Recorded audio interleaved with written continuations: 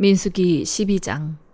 모세가 얻은 에티오피아 여자 때문에 미리암과 아론이 모세를 비방했습니다. 이는 모세가 그 에티오피아 여인과 결혼했기 때문입니다. 그들이 말했습니다. 여호와께서 모세를 통해서만 말씀하시겠느냐? 우리를 통해서도 말씀하시지 않겠느냐? 그러자 여호와께서 이 말을 들으셨습니다. 모세는 아주 겸손한 사람이었습니다. 땅 위에서 그보다 겸손한 사람이 없었습니다. 갑자기 여호와께서 모세와 아론과 미리암에게 말씀하셨습니다. 너희 셋 다 회막으로 나오라. 그들 셋이 나갔습니다. 여호와께서 구름 기둥 가운데로 내려오셔서 회막 입구에 서시고는 아론과 미리암을 부르셨습니다. 그들 둘이 나아갔습니다. 여호와께서 말씀하셨습니다. 내 말을 잘 들어라. 여호와의 예언자가 너희 가운데 있으면 내가 환상을 통해 나를 그에게 알리고 꿈을 통해 그에게 말한다. 그러나 내 종 모세에게는 그렇지 않다. 그는 내 모든 집에서 신실한 사람이다. 내가 그에게는 얼굴을 맞대고 분명하게 이야기하며 이해하기 어려운 말로 하지 않는다. 그는 여호와의 형상을 본다. 그런데 너희는 왜 내 종 모세 비방하기를 두려워하지 않느냐? 여호와께서 그들에게 진노하시고 떠나셨습니다. 구름이 회막 위에서 떠나갔고 미리암은 나병이 걸려 눈처럼 돼 있었습니다.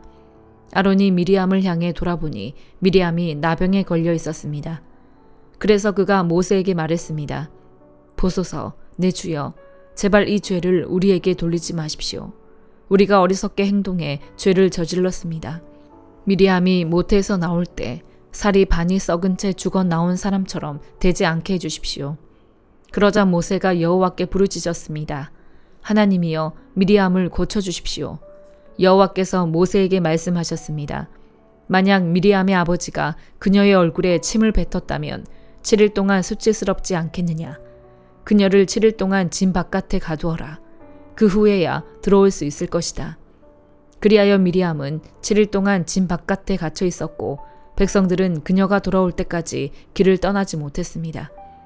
이런 후에 백성들은 하세롯을 떠나 바란 광야의 진을 쳤습니다. 민수기 13장. 여호와께서 모세에게 말씀하셨습니다. 사람들을 보내어 내가 이스라엘 백성들에게 줄 가나안 땅을 살펴보게 하여라. 각 지파에서 지도자를 한 사람씩 보내라. 여호와의 명령에 따라 모세는 바란 광야에서 그들을 보냈습니다.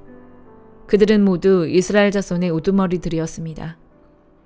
그들의 이름은 르우벤 지파에서 사골의 아들 삼무아, 시므온 지파에서 호리의 아들 사밧, 유다 지파에서 여분네의 아들 갈렙, 이사갈 지파에서 요셉의 아들 이갈, 에브라임 지파에서 눈의 아들 호세아, 베냐민 지파에서 라보의 아들 발디, 스불론 지파에서 소디의 아들 갓디엘, 요셉 지파 가운데 므낫세 지파에서 수시의 아들 갓디, 단 지파에서 그말리의 아들 암미엘, 아셀 지파에서 미가엘의 아들 수둘, 납달리 지파에서 웁시의 아들 나비, 갓 지파에서 마기의 아들 구우엘입니다. 이들은 모세가 그 땅을 살펴보도록 보낸 사람들의 이름입니다. 모세는 눈의 아들 호세아에게 여호수아라는 이름을 주었습니다. 모세가 가나안 땅을 살펴보도록 그들을 보내면서 말했습니다. 너희는 네겝으로 해서 산지로 올라가라. 그 땅이 어떤지, 거기 사는 사람들이 힘이 센지 약한지, 수가 적은지 많은지 알아보라. 그들이 어떤 땅에서 살고 있는지, 그 땅이 좋은지 나쁜지, 그들이 어떤 성들에 살고 있는지, 성벽이 없는지 튼튼한지, 토양은 어떤지 비옥한지 메마른지, 나무들은 있는지 없는지 등등 말이다. 그 땅의 열매들을 갖고 돌아오는데 최선을 다하라. 그때는 포도가 막 익기 시작하는 시기였습니다. 그리하여 그들은 신광야에서부터 하맛 어기의 룹까지 올라가 그 땅을 살펴보았습니다. 그들은 네게부 지방을 통해 올라가서 아낙 자손들인 아이만, 세세, 달메가 살고 있는 헤브론으로 갔습니다. 헤브론은 이집트의 소암보다 7년 전에 세워진 곳입니다. 그들은 에스골 골짜기에 이르러 포도송이 하나가 달린 가지를 잘랐습니다. 그리고 그들 가운데 두 사람이 막대기에 끼워 그것을 날랐습니다. 그들은 또한 석류와 무화과도 땄습니다. 그곳이 에스골 골짜기라고 불린 것은 거기서 이스라엘 자손들이 겪은 포도송이 때문이었습니다. 그들은 40일 동안 그 땅을 살펴보는 일을 마치고 돌아왔습니다. 그들이 바란 광야의 가데스에 있는 모세와 아론과 이스라엘의 온 회중에게로 돌아왔습니다.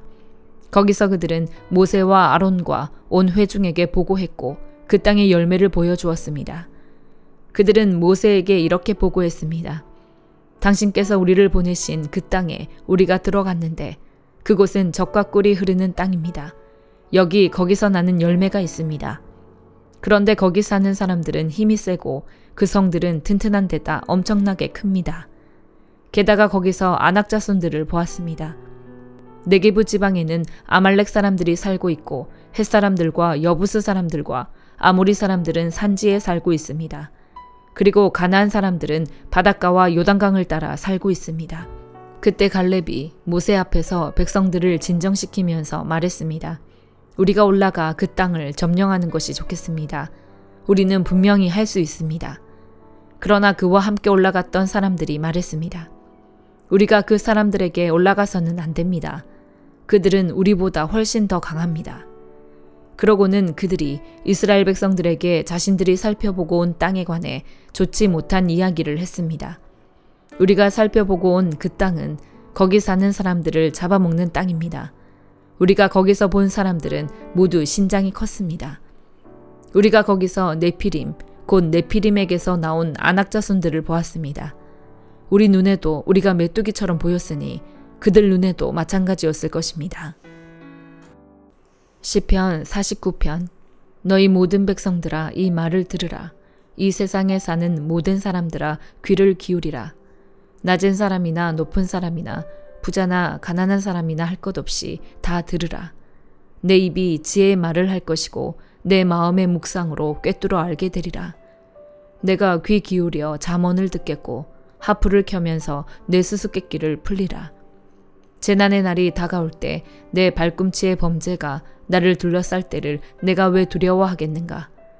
자기 부를 의지하는 사람들은 돈이 많은 것을 자랑하지만 그 가운데 어느 누구도 결코 자기 형제를 구원하지 못하고 형제를 위해 하나님께 대속할 제물을 바치지 못하리라. 영혼을 대속하는 것은 너무나 엄청난 일이어서 어떤 값이라도 충분하지 않으니 썩는 것을 보지 않고 영원히 살게 할 수는 없도다. 어리석은 사람이나 우둔한 사람들이 죽는 것 같이 지혜로운 사람들도 죽고 그들의 재산은 결국 남에게 남기고 가는 것이다.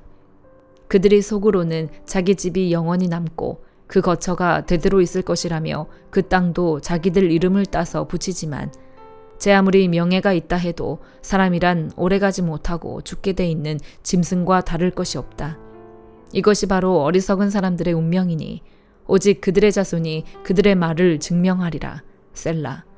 그들은 양과 같이 무덤 안에 누워 있으니 죽음이 그들을 다스리리라.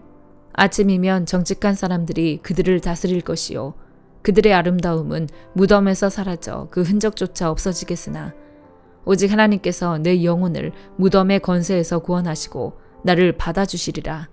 셀라. 누가 부자가 돼 그 집이 점점 더 화려해져 간다고 해도 두려워할 것이 없도다. 죽을 때는 아무것도 가져가지 못하고 그 화려함이 그를 따라 내려가지 못하리라. 그가 사는 동안에는 스스로 복이 있다 여기고 그가 잘 돼서 사람들의 칭찬을 받을지라도 결국에는 자기 선조들에게로 돌아가 빛을 보지 못할 게 뻔하도다. 제 아무리 명예가 있다 해도 깨닫지 못하는 사람은 쓰러지고 마는 짐승과 다를 게 없다. 이사야 2장.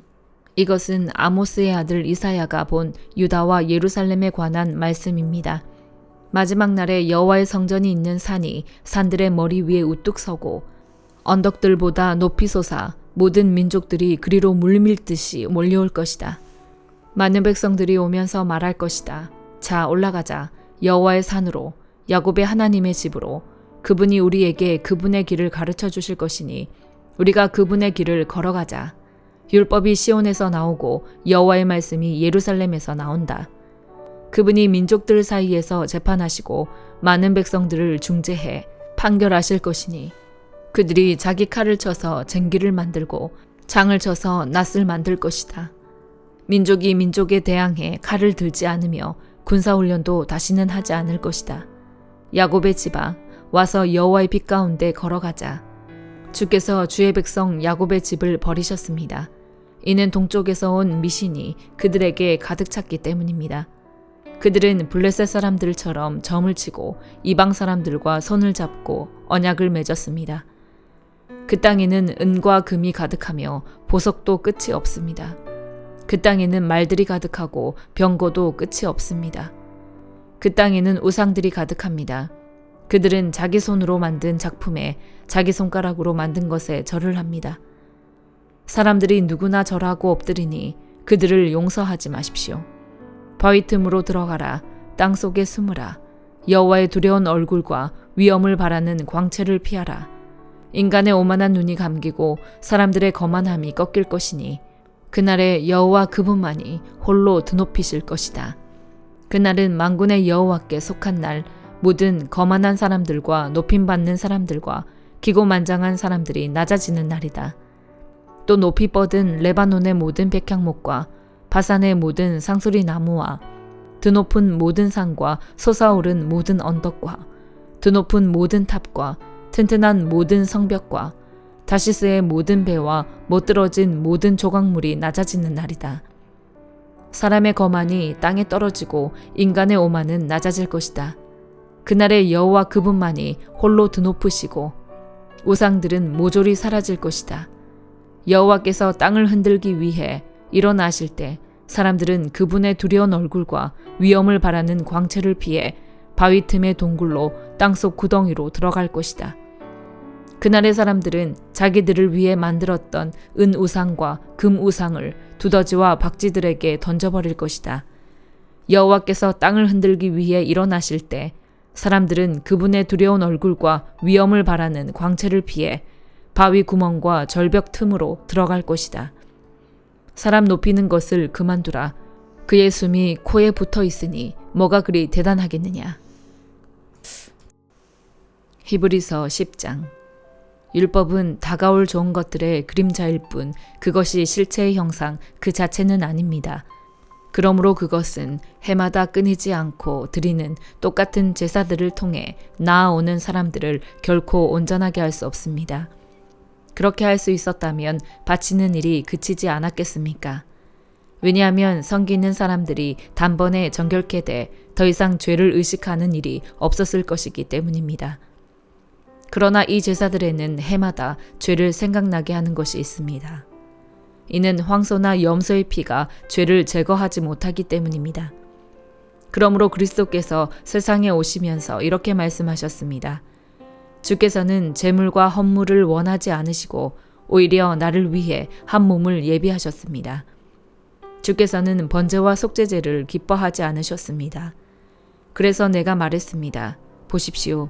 하나님, 저에 대해 두루마리 책에 기록된 대로 제가 주의 뜻을 행하러 왔습니다. 앞에서 주께서는 제물과 헌물과 번제와 속죄제를 원하지도 않으시고 기뻐하지도 않으십니다. 그런데 그것들은 율법에 따라 드리는 것들입니다. 라고 말씀하실 때 그는 보십시오. 내가 주의 뜻을 행하러 왔습니다. 라고 덧붙이셨습니다. 그리스도께서 첫 번째 것을 폐기하신 것은 두 번째 것을 세우기 위함이었습니다. 이러한 뜻 가운데 예수 그리스도께서 단번에 자기의 몸을 들이심으로 우리가 거룩하게 됐습니다. 모든 제사장은 날마다 서서 섬기며 반복해 똑같은 제사를 드립니다. 그러나 그것들은 결코 죄를 제거할 수 없습니다. 그러나 그리스도께서는 죄에 대해 단번에 영원한 제사를 드리시고 하나님 오른편에 앉으셨습니다. 그 후 그분의 원수들이 그분의 발 아래 굴복할 때까지 기다리고 계십니다. 그분은 단 한 번의 제물로 거룩하게 된 사람들을 영원히 온전하게 만드셨습니다. 그런데 성령께서도 우리에게 증언하십니다. 말씀하시기를 이것은 그날 후에 내가 그들과 맺을 언약이다. 내가 내 율법을 그들의 마음에 두고 그것을 그들의 생각에 새겨줄 것이다. 주께서 말씀하신다라고 하신 후에 덧붙여 말씀하시기를 내가 그들의 죄와 그들의 불법을 다시는 기억하지 않을 것이다 라고 하십니다. 이와 같이 죄와 불법이 용서된 곳에서는 더 이상 죄를 위한 헌물이 필요 없습니다. 그러므로 형제 여러분, 우리는 예수의 피로 인해 지성소에 들어갈 담대한 마음을 갖게 됐습니다. 그 길은 예수께서 우리를 위해 휘장을 통해 열어놓으신 새롭고 산 길입니다. 그런데 이 휘장은 바로 그분의 육체입니다. 또한 우리에게는 하나님의 집을 다스리는 위대한 제사장이 계십니다. 우리가 죄악된 양심으로부터 마음을 깨끗이 씻고 맑은 물로 몸을 씻었으므로 확신에 찬 믿음과 참된 마음으로 하나님께 나아갑시다. 우리가 고백하는 소망의 믿음을 단단히 붙잡읍시다. 이는 약속하신 분이 신실하시기 때문입니다. 또한 우리는 사랑과 선한 일들을 격려하기 위해 서로 돌아봅시다. 어떤 사람들의 습관과 같이 우리들 스스로 모이는 일을 소홀히 하지 말고 오히려 서로 권면합시다. 또한 그날이 다가오는 것을 볼수록 더욱 그렇게 합시다. 만일 우리가 진리에 대한 지식을 받아들인 후에 일부러 죄를 지으면 속죄하는 제사가 더 이상 남아있지 않습니다. 오히려 떨리는 마음으로 심판을 기다리는 것과 대적하는 사람들을 삼켜버릴 맹렬한 불만 남아있습니다. 모세의 율법을 거부했던 사람도 두세 증인의 증언에 의해 동정을 받지 못하고 죽게 됩니다. 하물며 하나님의 아들을 짓밟고 자기를 거룩하게 한 언약의 피를 부정하게 여기고 은혜의 성령을 모독한 사람이 당연히 받을 형벌이 얼마나 더 가혹하겠는가를 생각해 보십시오. 원수 갚는 것은 내게 속한 것이니 내가 갚아주겠다라고 말씀하시고 또다시 주께서 자기 백성을 심판하실 것이다 라고 말씀하신 분을 우리는 알고 있습니다. 살아계신 하나님의 손에 빠져들어가는 것은 무서운 일입니다. 여러분은 빛을 받은 후에 고난 가운데 큰 싸움을 이겨낸 지난 날들을 기억하십시오. 여러분은 때로 비방과 환난을 당함으로 공개적인 구경거리가 되기도 했고 또 때로는 이렇게 살아가는 사람들의 동료가 되기도 했습니다. 또한 감옥에 갇힌 사람들과 함께 아파하고 여러분의 재물을 빼앗기는 것도 기쁨으로 감당했습니다. 이는 여러분이 보다 나은 영원한 재물이 있는 줄 알았기 때문입니다. 그러므로 여러분은 담대함을 버리지 마십시오. 이는 그 담대함이 큰 상을 가져올 것이기 때문입니다. 여러분이 하나님의 뜻을 행한 후에 약속을 받기 위해서는 인내가 필요합니다. 잠시 잠깐 후면 오실 그분이 오실 것이니 지체하지 않으실 것이다. 그러나 내 의인은 믿음으로 말미암아 살 것이다. 누구든지 뒤로 물러서면 내 영이 그를 기뻐하지 않을 것이다. 그러나 우리는 뒤로 물러나 멸망에 이르는 사람들이 아니라 믿음을 갖고 생명을 얻을 사람들입니다. 아멘.